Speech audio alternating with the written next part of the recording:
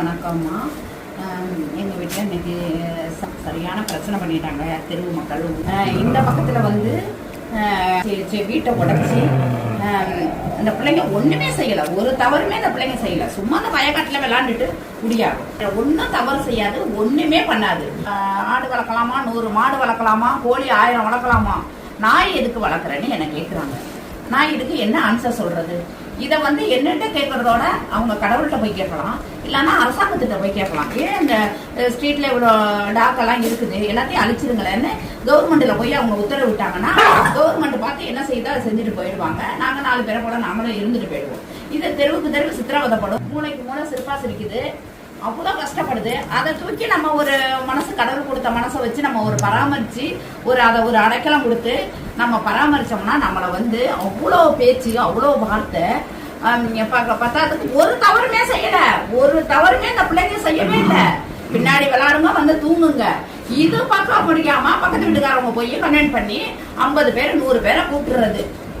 பக்கத்து வீட்டுக்காரவங்களுக்கு திங்கிற சொத்துல மண்ணடியா நாங்க வச்சோம், திங்கிற சொத்துல மண்ணடியா வச்சோம். இப்படி ஒரு அவாண்டமா போய் நாங்க தான் சொல்லிட்டோம். ஃபர்ஸ்ட் வந்த போலீஸ்காரவங்கள்ட்டையும் சொல்லிட்டோம், 2வது வந்த அதிகாரிகள்ட்டையும் சொல்லிட்டோம், 3வது வந்த அதிகாரிகள்ட்டையும் நாங்க சொல்லிட்டோம். நாங்க வந்து ஆகஸ்ட் மாசம் காலி பண்ணிக்கிறோம்னு சொல்லிதான் எல்லாத்தையும் நாங்க விட்டோம். இதுக்கு மேல நான் என்னமா செய்ய முடியும்? இதுக்கு மேல நாங்க எப்படி நாங்க அந்த பிள்ளைங்களை எங்க கொண்டு விட சொல்றாங்க, எங்க கொண்டு விட சொல்றாங்க? இவங்க வந்து என்ன நினைக்கிறாங்கன்னு தெரியல, அது கடவுளுக்கு தான் தெரியும். அந்த கடவுள் இருக்கிறாரா இல்லையான்னு தெரியல. மாசம் மாசம் எங்களுக்கு பிரச்சனை கொடுத்துக்கிட்டே இருக்காங்க. நாங்க நிம்மதியா ஒரு வீடியோ போட்டுட்டோம்னு வச்சுங்களேன், அடுத்த நிமிஷம் தெருவுல எல்லாரும் மீட்டிங் போட்டுறாங்க, போன் பேசிக்கிட்டு எங்கெங்கயோ போய் வம்பு இழுத்துக்கிட்டு எங்களை வம்பு இழுத்து விட்டு போய் கால்நடை டிபார்ட்மெண்ட்ல போய் கம்ப்ளைண்ட் பண்ணியிருக்காங்க. கால்நடை டிபார்ட்மெண்ட் ஒரு 50 பேர் வந்தாங்க, 50 அதிகாரிகள் வந்தாங்க. 50 அதிகாரிகளும் வந்து எல்லாமே நாங்க பொறுப்பு காட்டிட்டோம். ஊசி போட்டதுல இருந்து குடும்ப கட்டுவாங்க, ஆபரேஷன் பண்ணதுல இருந்து இதுல எப்படி எப்படி பராமரிக்கிறோம் எல்லாமே நாங்க வாய்னாலே சொல்லிட்டோம், ரெக்கார்டும் காமிச்சிட்டோம்.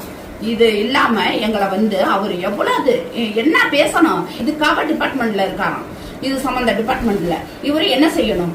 அவங்களையும் சமாதானப்படுத்தணும், நம்மளையும் சமாதானப்படுத்தணும். ஏமா அவங்க கட்டிட்டு இருக்கிறாங்க, இந்த ஜீவங்களை வந்து எல்லாருக்குமே உரிமையானது, எல்லாருமே பாதுகாக்கணும்.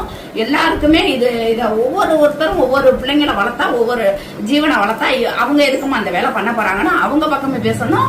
நம்மளே ஏமா நீங்க பொது விஷயத்துல இங்க இருக்கக்கூடாது, நீங்க காலி பண்ணிக்கணும்னு சொன்னா நாங்க ரெடி பண்ணி போக போறோம். அந்த அதிகாரி வந்து எங்க மேலேயே குற்றச்சாட்டு வச்சுட்டு போறாங்க. எங்க மேலேயே நாங்க என்ன தவறு செஞ்சோம்? நாங்க எங்க கொண்டு போய் யார் வீட்டுல போய் என்ன சாப்பாடு கேக்குதுங்க? யார் வீட்டுல போய் பூந்து என்னத்தை எடுத்துட்டு வருதுங்க?